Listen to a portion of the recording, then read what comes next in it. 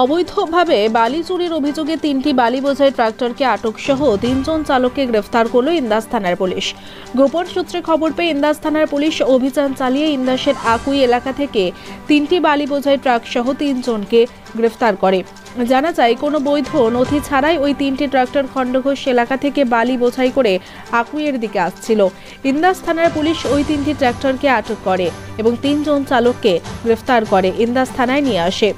ওই 3 জন ট্রাক্টর চালকের নাম অনিমেষ মাঝি, সুরজ মাঝি ও প্রদীপ বক্সি, বাড়ি পুরুলিয়া ও খণ্ডঘোষ এলাকায়। বৃহস্পতিবার ওই 3 জনের বিরুদ্ধে নির্দিষ্ট ধারায় মামলা রুজু করে বিষ্ণুপুর আদালতে পেশ করল ইন্দাস থানার পুলিশ।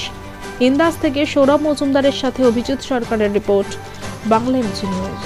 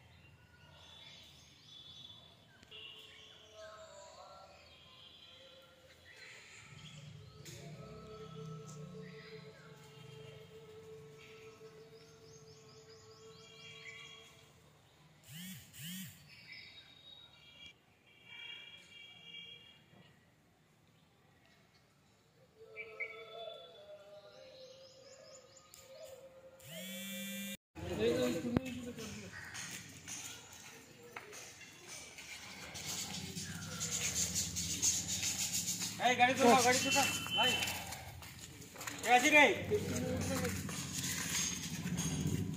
चलो